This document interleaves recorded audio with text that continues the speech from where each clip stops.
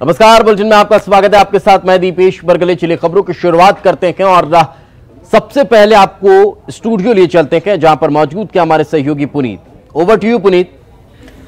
शुक्रिया दीपेश, आपका इस जानकारी को अब सबसे पहले दर्शकों को बता देते हैं। बड़ी खबर इस वक्त बता रहे हैं, ग्वालियर से ये बड़ी खबर है जहां पर चुनाव से पहले चंबल में खेमेबाजी शुरू हो गई है। बीजेपी कार्यकर्ताओं के पोस्टर से सिंधिया नदारद नजर आ रहे हैं। पोस्टर में कई बड़े नेता तो नजर आ रहे हैं, नरेंद्र सिंह तोमर नजर आ रहे हैं, शिवराज सिंह चौहान नजर आ रहे हैं, वीडी शर्मा नजर आ रहे हैं, दोनों सभी के फोटो नजर आ रहे हैं पोस्टर में, लेकिन सिंधिया नजर नहीं आ रहे। स्थानीय बीजेपी कार्यकर्ताओं ने यह विज्ञापन जारी किया और इसमें कांग्रेस ने इसके बाद इस पोस्टर के सामने आने के बाद सिंधिया पर निशाना साधा है। बीजेपी में सिंधिया की कद्र नहीं हो रही है, यह कांग्रेस कह रही है। तो ये देखिए, ये पोस्टर जो है जारी किया गया, ये इसमें मोदी सरकार का दूसरा कार्यकाल जो है उसमें 1 साल पूरा हो चुका है और उसी पर उपलब्धियों को लेकर ये पोस्टर जारी किया गया था। लेकिन इसमें सारे नेता, तमाम लोग नजर आ रहे हैं, लेकिन सिंधिया कहीं नजर नहीं आ रहे हैं। तो क्या ये खेमेबाजी है? ये इसके ऊपर एक सवाल खड़ा हो रहा है, क्योंकि सिंधिया नदारद हैं पोस्टर से। नरेंद्र सिंह तोमर, शिवराज सिंह चौहान, वीडी शर्मा, ये सब नजर आ रहे हैं पोस्टर में, इन सबके फोटो हैं। स्थानीय बीजेपी कार्यकर्ता ने दरअसल ये विज्ञापन जारी किया था, लेकिन इसके पहले नरेंद्र सिंह तोमर से जब सवाल किया गया कि वे तो नजर आ ही नहीं रहे हैं, जहां पर भी पोस्टर चिपक रहे हैं तो वहां नजर नहीं आ रहे हैं, तो उन्होंने ये कहा था कि वो चुनाव जीतेंगे, जनप्रतिनिधि होंगे, तब फिर वो भी नजर आएंगे।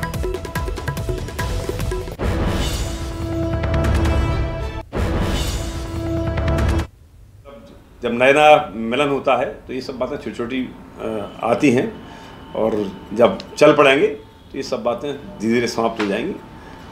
और निश्चित तौर पर अब सिंधियाई परिवार में हैं तो निश्चित तौर पर उनका जो कद है, ठीक है ना, उनका जो महत्व है, ठीक है ना, निश्चित तौर पर उनको भी पूरा सम्मान मिलना चाहिए।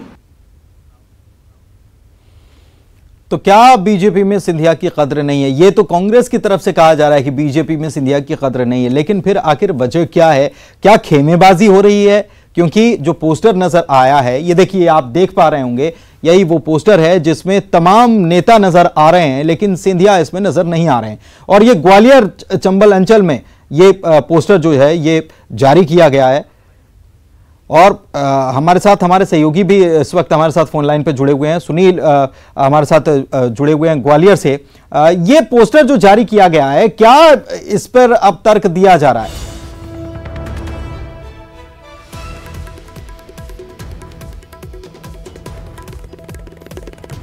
सुशील, आपको आवाज मिल पा रही है?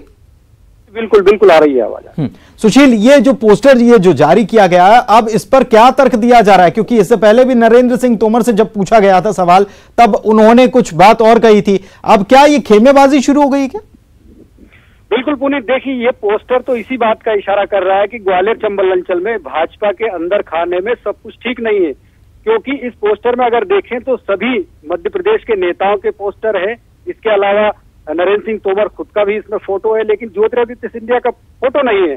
और उसके पीछे बीजेपी के तर्क भले ही कुछ भी हो, कांग्रेस ने साफ तौर पर कहा कि सिंधिया की बीजेपी में जाने के बाद कांग्रेस की तरह कद्र नहीं है जो कांग्रेस में कद्र हुआ करती थी। और एक वाक्य और हम यहाँ दर्शकों को बताना चाहेंगे कि इसी महीने जब जिला अध्यक्ष कमल माखीजानी की ताजपोशी हुई थी तो उसके खिलाफ भी नरेंद्र सिंह तोमर, खेमे के जो 38 के करीब नेता थे, चाहे वो पूर्व जिला अध्यक्ष देवेश शर्मा हो या फिर और भी जयसिंह कुशवाहा सहित इन लोगों ने जेपी नड्डा तक को पत्र लिखकर ये शिकायत की थी कि कमल माखीजानी को जिला अध्यक्ष पद से तत्काल हटाया जाना चाहिए। और उस शिकायती पत्र में इन तोमर खेमे के नेताओं ने वीडी शर्मा की भी शिकायत की थी। इसके अलावा सुहास भगत की भी ये जिक्र करते हुए शिकायत की थी कि ये लोग भी हम लोगों के फोन नहीं उठाते और शिकायतों पर संज्ञान नहीं लेते। तो कहीं ना कहीं इस तरह का जो पत्र लिखा गया था तो उसके पीछे माना जा रहा है कि कहीं ना कहीं कोई बड़ा हाथ है। तो इस पोस्टर के बाद ये साफ हो गया है कि बीजेपी में जो अंदर खाने में सब कुछ ठीक नहीं है। उपचुनाव के पहले जो सिंधिया समर्थक यहाँ आए 16 में से 15 सीटों पर जिनको चुनाव लड़ना है, उनके लिए बीजेपी में उस तरह की स्थितियां नहीं है जिस तरह की मानी जा रही है। खासतौर पर ग्वालियर चंबल अंचल में। ठीक है, शरद हमारे सहयोगी जो हैं वो भी लाइव जुड़े हुए हैं, वो भी बड़ी बारीकी से नजर रखते हैं ग्वालियर चंबल में जो राजनीति चलती है उस पर। शरद, एक कार्यकर्ता की तरफ से ये पोस्टर जारी किया गया है और शायद ये कह के बचा भी जा सकता है कि ये तो कार्यकर्ता की तरफ से जारी किया गया है, लेकिन कार्यकर्ता तक अगर ये मैसेज है तो फिर ये बहुत गंभीर बात है बीजेपी के लिए, क्योंकि सिंधिया का पोस्टर से नदारद होना, बहुत सारी बातें बहुत बड़ी हो जाएंगी फिर।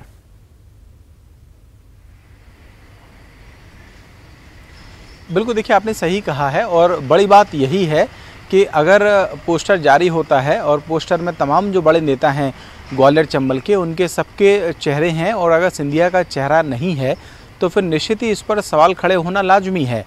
और सवाल ये खड़ा होता है कि क्या सिंधिया को सिर्फ जो बड़े बड़े नेता हैं केवल उन्होंने ही स्वीकार किया है और जो नीचे स्तर के कार्यकर्ता हैं उन तक अभी उनकी पहुंच नहीं हो पा रही है, या वो कार्यकर्ता उनको अभी भी स्वीकार नहीं कर पा रहे हैं।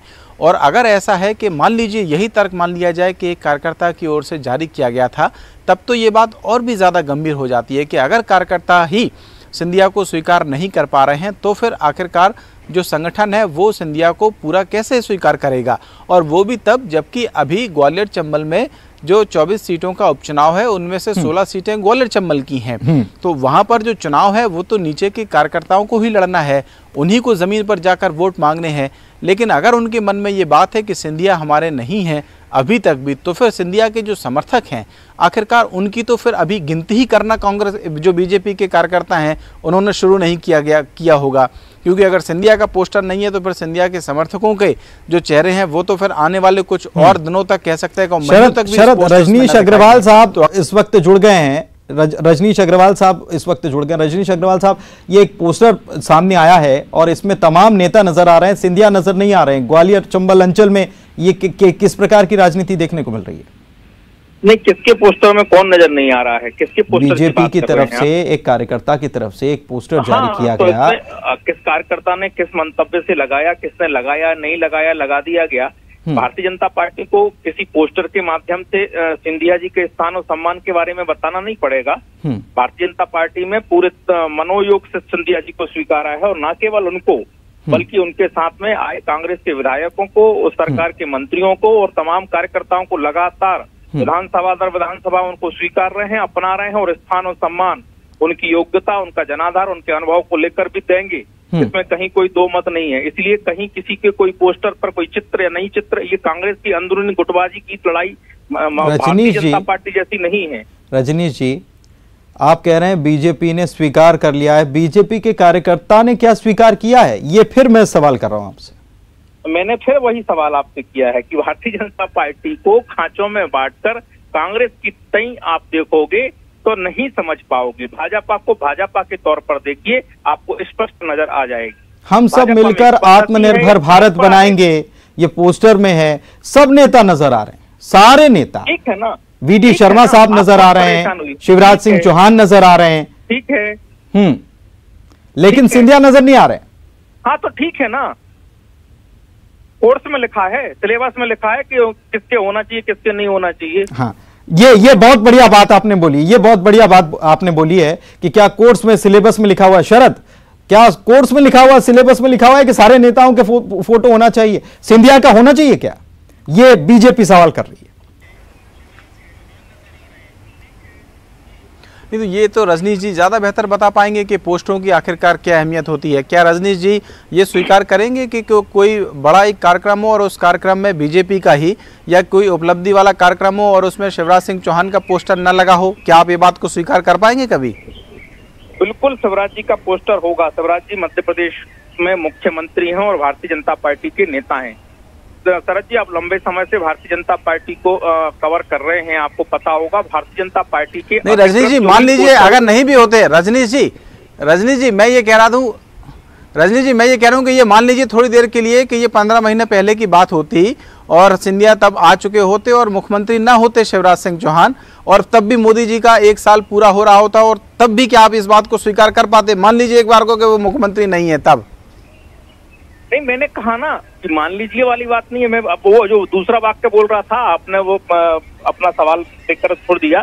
देखिए, मैं कह रहा हूँ भारतीय जनता पार्टी को आप लंबे समय से देख रहे हैं। भारतीय जनता पार्टी में अगर अधिकृत तौर पर कोई पोस्टर, कोई किसी प्रकार की डिजाइन या किसी प्रकार का कोई भी इस प्रकार का प्रचार अभियान चलता है तो चित्रों की भी एक पद्धति परंपरा है।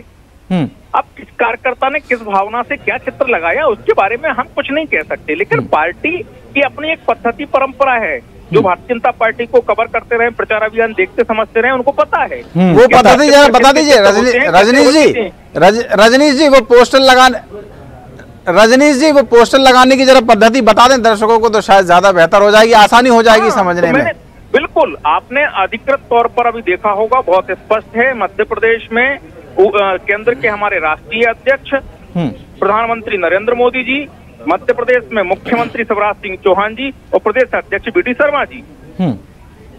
तो पोस्टर की अहमियत तो होती है, और पोस्टर की कितनी अहमियत होती है ये कार्यकर्ता बखूबी जानता है कि कौन सा फोटो पहले लगना है। कार्यकर्ताओं में भी जो नीचे वाली लिस्ट होती है उसमें भी ये पूरा पता होता है और बहुत उसके ऊपर मंथन किया जाता है। रजनीश अग्रवाल साहब, ये तो हमने भी देखा है। दीपेश मेरे सहयोगी जो हैं न्यूज रूम से जुड़े, वो भी कुछ सवाल करना चाहते हैं। भूपेंद्र गुप्ता जी भी जुड़े हुए हैं। दीपेश जी सवाल कीजिए। लेकिन पुनीत, रजनीश जी से मैं एक चीज समझना चाह रहा हूं कि रजनीश जी, अभी तक जो चीजें कांग्रेस में चला करती थी कि एक खेमा ज्योतिरादित्य सिंधिया के पोस्टर के तले आगे बढ़ता था, एक सिंधिया जी के पोस्टर के तले आगे बढ़ता था, एक कमलनाथ जी के पोस्टर के तले, एक दिग्विजय सिंह के पोस्टर के तले, तो क्या अब ये बीजेपी में भी ट्रेंड शुरू होने जा रहा है? फिर आपको दोहराता हूं, कांग्रेस के जैसा बीजेपी को देखने की जरूरत नहीं है। यहाँ कांग्रेस में जैसे खेमेबाजी की, ये सिंधिया जी का खेमा है, कमलनाथ जी का है, दिग्विजय सिंह जी। भारतीय जनता पार्टी में एक जैसी पार्टी है भारतीय जनता पार्टी, और भारतीय जनता पार्टी की अधिकृत कैंपेन जो है उसमें जो चित्र आप लगते हैं, उठते हैं, उसको आप सवाल जवाब कर सकते हैं। आप किस कार्यकर्ता ने किस भावना से, लेकिन जनता के पास तो अधिकृत भी जाते हैं रजनीश जी, और कार्यकर्ता जो लगाते हैं अपने मन से, जो आप कह रहे हैं वो भी जाते हैं। भूपेंद्र जी, रजनीश जी एक मिनट, भूपेंद्र जी बहुत देर से हमारे साथ जुड़े हुए हैं, उनसे भी प्रतिक्रिया ले लेते हैं। भूपेंद्र जी क्या कहेंगे इस पूरे मसले पर? ये क्या है कि भारतीय जनता पार्टी अभी तक सिंधिया जी को जो है एक कार्यकर्ता के रूप में भी स्वीकार करने तैयार नहीं है। जो व्यक्ति हमारी पार्टी में राष्ट्रीय स्तर का नेता था, आज उसको कार्यकर्ता, तो ये जो है ये बाजू में खड़ा करके विभीषण बोलते हैं, और पहले सुभद्रा कुमारी चौहान की कविता गा के उन्हें गद्दार बोलते थे। तो ये जो भारतीय जनता पार्टी में वो सम्मान लेने के लिए गए थे, और ये घोर असम्मान की ये जो धारा बह रही है, इसमें वो सिंधिया जी कैसे जो है अब सम्मान की परिभाषा को परिभाषित करेंगे, ये सुनकर हम लोगों को हैरानी होती है। तो कांग्रेस पार्टी कभी भी व्यक्तियों के साथ इतना जो है असभ्य व्यवहार नहीं करती है, जो व्यवहार आज उनके साथ भारतीय जनता पार्टी के अंदर हो रहा है। तो कांग्रेस को इसमें ये बात बुरी लग रही है, या कांग्रेस सिंधिया तक ये बात पहुंचाना चाहती है कि आपका सम्मान नहीं हो रहा है? ना हमें अच्छी लग रही है ना बुरी लग रही है। आपने चूंकि प्रश्न किया तो हमने जो है उसकी मीमांसा की। भारतीय जनता पार्टी का अंदरूनी मामला है, वो किसको इज्जत दें किसको ना दें, किसको विभीषण कहें किसको गद्दार कहें, ये उनका अंदरूनी विषय है। वो अपने कार्यकर्ताओं को किसी भी रजनीश जी कुछ कहना चाह रहे थे। रजनीश जी जल्दी से अपनी बात पूरी कीजिए। नहीं, मैं कुछ कहना नहीं चाह रहा, मैं अपनी बात कह चुका। मैंने कहा कि भारतीय जनता पार्टी के प्रचार अभियान में आप जो चित्र देखें, अधिकृत तौर पर जो देखें, उसमें आप सवाल जवाब करें, और भारतीय जनता पार्टी की एक पद्धति परंपरा है, उसी अनुरूप भारतीय जनता पार्टी में चित्र लगते हैं, उसमें कहीं कोई छुपाव दुराव नहीं है। ठीक है, बहुत बहुत शुक्रिया रजनीश जी, बहुत बहुत शुक्रिया आपका हमसे बातचीत करने के लिए। भूपेंद्र जी आप भी जुड़े, आपका भी बहुत बहुत शुक्रिया। शरद हमारे सहयोगी सुशील जुड़े हुए थे, उनका भी बहुत बहुत शुक्रिया दोनों का। तो ये बड़ी खबर आपको बता रहे हैं, बड़ा जोरदार स्वागत हुआ था। आपको याद होगा ये तस्वीरें देखिए, बड़ा जोरदार स्वागत हुआ था, बड़ी आवभगत हुई थी। और उसके बाद जब पोस्टर लग रहा है तो उसमें कार्यकर्ता की तरफ से ये लगाया गया है। फिर हम बता रहे हैं कि ये कार्यकर्ता की तरफ से लगाया गया है। रजनीश अग्रवाल साहब कह रहे थे कि कोई अधिकृत पोस्टर है उसके ऊपर आप सवाल जवाब कर लीजिए, लेकिन ये तो कार्यकर्ता की तरफ से। तो क्या कार्यकर्ताओं तक ये मैसेज पहुंचा है क्या, या उन तक क्या मैसेज है, क्या वो एक्सेप्ट कर पा रहे हैं क्या? ये एक बड़ा सवाल है। आने वाले दिनों में इस सवाल के जवाब भी तलाशने को मिलेंगे, शायद जवाब मिल जाएं जब उपचुनाव होंगे तब सामने भी आ जाएं। वक्त एक ब्रेक का है।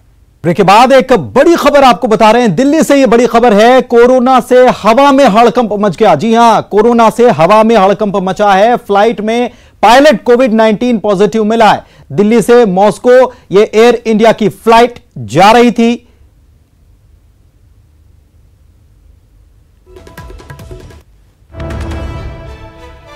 ये दिल्ली से बड़ी खबर आपको बता रहे हैं। बीच रास्ते में फ्लाइट को वापस बुलाया गया। विमान में 4 पायलट्स के साथ क्रू मेंबर भी मौजूद थे। विमान में यात्री मौजूद नहीं थे, वापसी में आने वाले थे ये यात्री।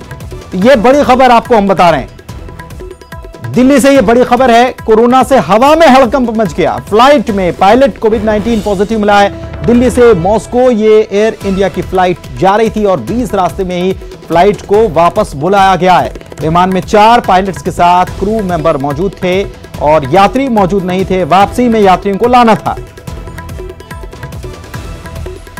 अनिल हमारे सहयोगी हमारे साथ जुड़े हुए हैं, उनसे जानकारी लेते हैं। अनिल, क्या खबर है पूरी? जी, मैं आपको बता दूं पुनीत की एहतियातन इसको कदम लिया गया है एयर इंडिया की तरफ से।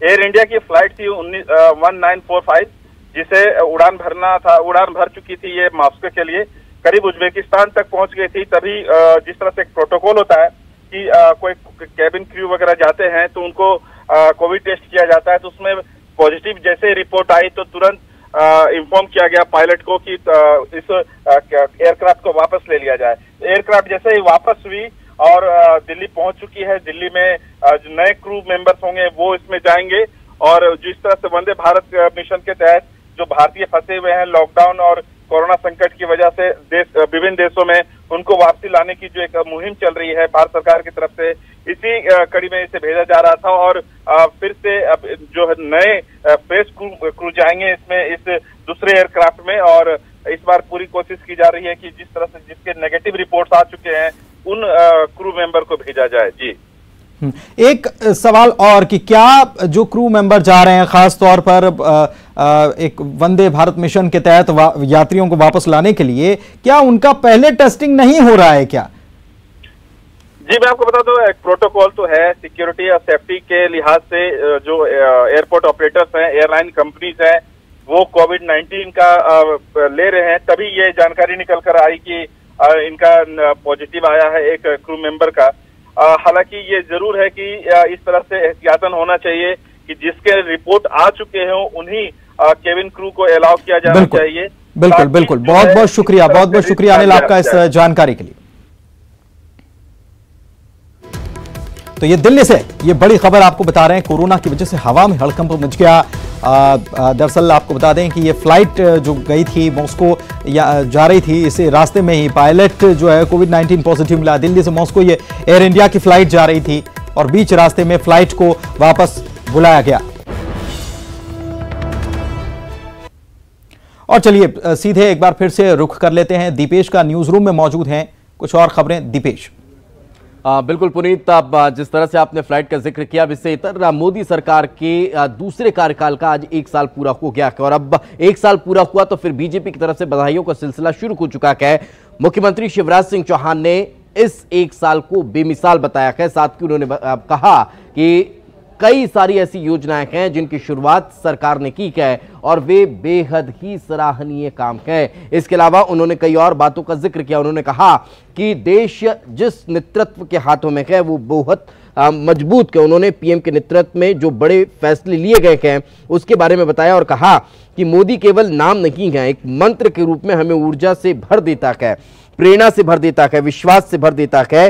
इस दौरान उन्होंने महा पैकेज का भी जिक्र करते हुए कहा कि उन्होंने भारत को आत्मनिर्भर बनाने के लिए महा पैकेज का ऐलान किया है।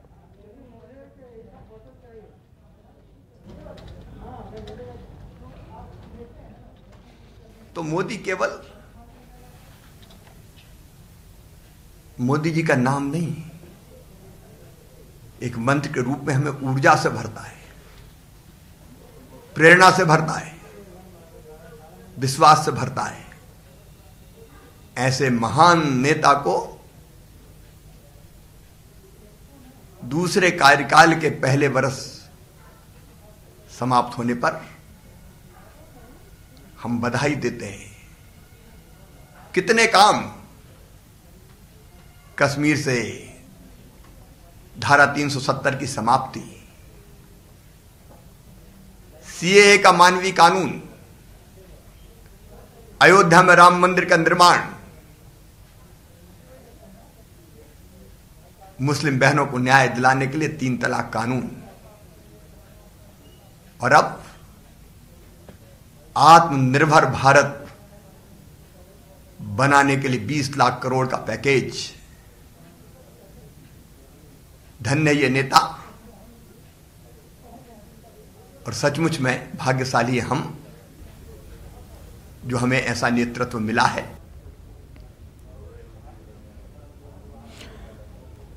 और चलिए एक बार फिर आपको लिए चलते हैं हमारे सहयोगी पुनीत के पास। शुक्रिया दीपेश। तो एक तरफ जहां मोदी सरकार के 6 साल पूरे होने पर बीजेपी कामयाबी के सुर लगा रही है, तो वहीं कांग्रेस ने मोदी सरकार के पिछले 6 साल पर हमला बोला है और कहा है कि लोगों की आवाज को दबाया जा रहा है सरकार की तरफ से। श्रमिक ट्रेन में लापरवाही के लिए रेल मंत्री पीयूष गोयल का इस्तीफा तक मांग लिया गया है। आज दबाना, विपक्ष को कुचलना, हर पत्रकार, लेखक, साहित्यकार, चिंतक, उसकी सोच को रौंद देना भारतीय जनता पार्टी सरकार की फासिस्ट नीति का हिस्सा है। इसीलिए सत्ता के वातानुकूलित एयर कंडीशन भवनों में बैठे बड़े बड़े भाजपाई नेतृत्व को वो लाखों करोड़ों मजदूर जो पांव में फफोले लिए पैदल चले जा रहे हैं, उनका दर्द दिखता नहीं। पहली बार रास्ता भटक गई, 5-5 दिन के बाद भूखे प्यासे, बगैर पानी, बगैर रोटी के वो लोग बड़ा मुश्किल से अपने घर पहुंचे। घंटों का सफर 5 और 6 दिन में 40 ट्रेन ने पूरा किया। क्या इसके लिए पीयूष गोयल जी जिम्मेवार नहीं? आज हिमाचल के मुख्यमंत्री के साथ साथ रेल मंत्री की बर्खास्तगी, पीयूष गोयल जी की बर्खास्तगी की घोषणा भी करते। तो दूसरी तरफ हल्ला बोला जा रहा है विपक्ष की तरफ से। हमारे साथ न्यूज रूम से जुड़े थे दीपेश। शुक्रिया आपका ये जानकारी पहुंचाने के लिए, और इसी के साथ इस बुलेटिन में भी इतना ही। नमस्कार।